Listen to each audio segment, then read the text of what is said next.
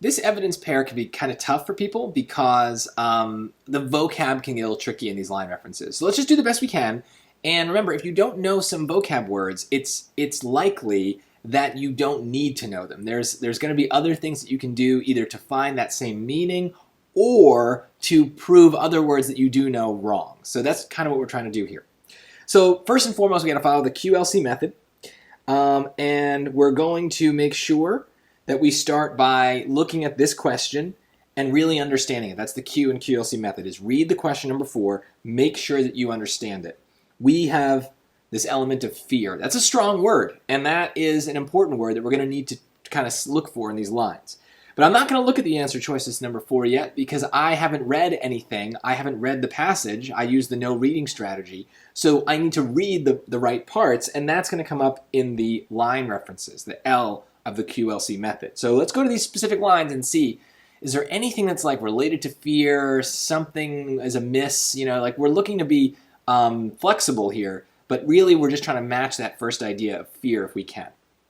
So line 33, short, right here. His voice was soft, refined. That's it. That's literally the line reference. So is there anything about fear here? It's about one person. I don't know why having a soft voice would mean that you fear something. Like, and even if it does, it doesn't tell us what the person fears. Maybe it tells us that they're afraid, but not that just what they're afraid of. So this just seems random. 49 to 51. Here. You know how children speak so earnestly, so hurriedly, so endearingly about things that have no importance in an adult's mind? Well, that's the line reference. The next part is not there. That's how she viewed him as a child. So here's the thing. Akira is the guy who's talking, and Chi is the mother. So this is really talking about Chi describing Akira, maybe. At least in her head, she's describing him. And so this is kind of backwards, right? The question originally was what Akira fears about Chi. This seems to be more of Chi's perspective on Akira. So they're flipping the question around. I get that that is hard to understand. You might keep this choice in here. It's not really saying, though, anything about what he's afraid of. Maybe he's speaking quickly because he's afraid, but it's not saying what he's afraid of. So this choice, I'm not really getting anything out of it. So that's not a good sign. 63 to 64 is right here. We have an understanding. Please don't judge my candidacy by the unseemliness of this proposal. Please don't judge me. Please don't judge what I'm about to say. That sounds like something that he's afraid of. He's afraid that she's going to judge her. So that seems to fit, right? And how do we know that he's talking? Well, we can get some context clues here. Suddenly she felt the dampness of the night. Does Naomi know anything of your ambitions? And then he's going to respond to her. So we do have some context that we need to get maybe to know who's talking. But once we get that, we can see that that line does have this element of fear. 71 to 72, last one, we got to check it. That's here. Eager to make his point, he'd been looking her full in the face. Abruptly, his voice turned gentle. Oh, that's not even part of it. So, looking someone in the face, eager to make his point, maybe he's afraid of running out of time. I don't really know. Honestly, C really captures this meaning here. This looks like the right choice, but now we're going to go to the answers in number 4. We're going to try to pick these apart as well. This is the choices part, the C part of the QLC method. Now we go back here and we try to find a match between the evidence lines that we just read and the choices that we now have to sort through. So she will consider his proposal inappropriate. So generally speaking, this is just a choice saying that he's afraid that she's not going to like him, right? And judging kind of fits with that. Now, inappropriate is a strong word, so we might need to check that. But my gut reaction is that this choice makes sense with some of the stuff I've read. So I'm going to at least keep it. I'm not going to dive deeper until I need to. B, she will mistake his earnestness for immaturity.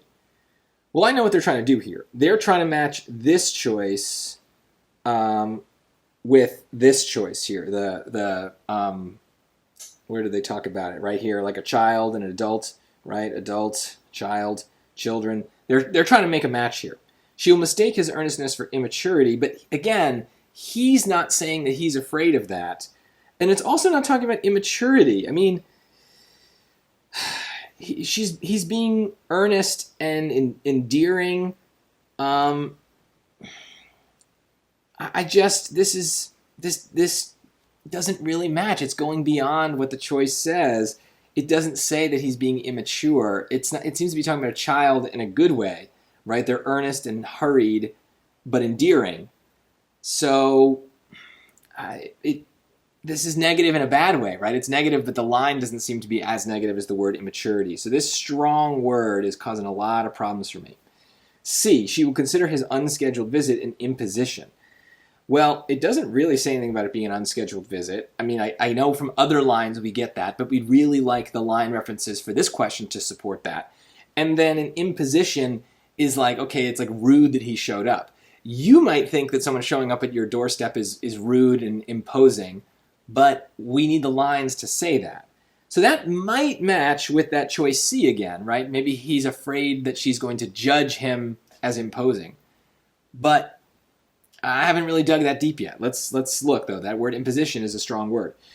She will underestimate the sincerity of his emotions.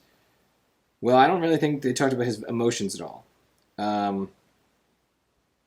Earnestness maybe is an emotion. I don't really know. So there's a lot of strong stuff here. I don't see anything about underestimating. And really, this is going to be what comes down, why this answer comes down to being choice A and choice C here. Okay. Of all the answer choices in number 4, A is the weakest. Okay. Let's break it down.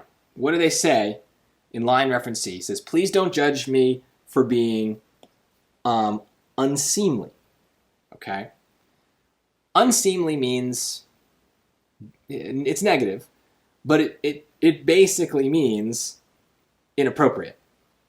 So it's like a dead-on hit of the word that's in the choice. So that's good. That's obviously going to count in favor of choice A. These words mean the same thing. If something is unseemly, it is inappropriate, it is somewhere where it does not belong.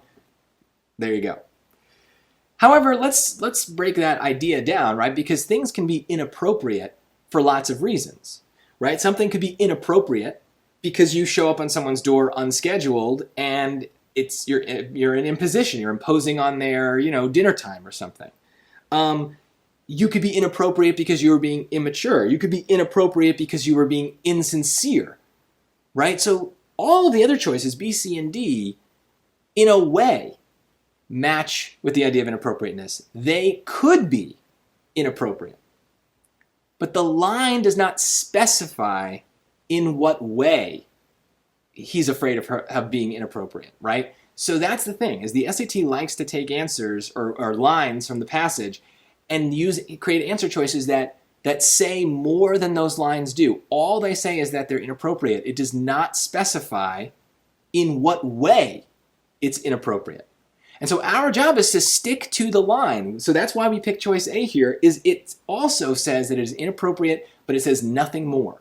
So this word is matching with the word we have there, unseemly, but it is not speculating about why it is inappropriate, why is it unseemly. We don't need to get into that. Those things are not in the lines. So if you're ever stuck between a couple choices and you're having trouble understanding because they both seem to match, my advice is pick the weaker choice, the one that doesn't seem to get as specific, the one that stays more general, more vague. That's usually right because we are not allowed to let our own assumptions about what's going on influence our answers. The lines themselves have to do most of the work.